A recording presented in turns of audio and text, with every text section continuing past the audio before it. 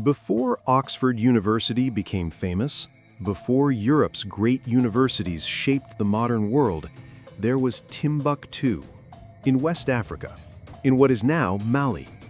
And what happened there will change everything you thought you knew about education. As early as the 12th century, Timbuktu was one of the most important centers of learning on Earth. Not just a city of trade, a city of knowledge. Scholars traveled across Africa and beyond to study there. And here's the part that matters. They didn't come for gold. They came for education. Think about that.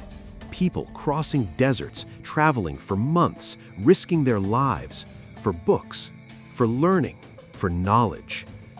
Timbuktu had libraries, thousands of handwritten manuscripts carefully preserved, covering science, medicine, law, mathematics, philosophy, and astronomy. These were not myths. These texts still exist today. Some describe surgical techniques. Others map the stars with precision that rivals modern astronomy. Some debate law, ethics, and governance with sophistication that would impress any scholar. This wasn't accidental knowledge. It was organized, systematic, respected. So here's the question nobody asks. If Timbuktu was this advanced, why don't we know about it? Because Africa was not uneducated. That idea was created later to justify conquest, control, and colonization. The logic was simple and brutal.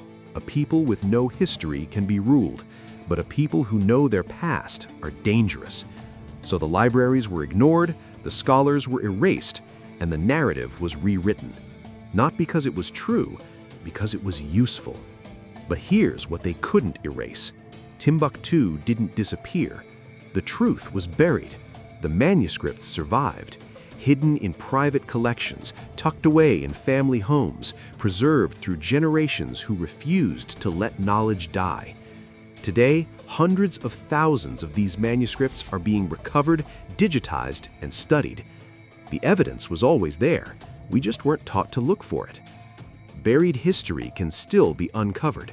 And once you know this, you can never see Africa the same way again.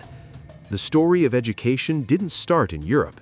It started everywhere people chose to preserve and pass down knowledge. Timbuktu was just one of many, but it's the one they tried hardest to make you forget.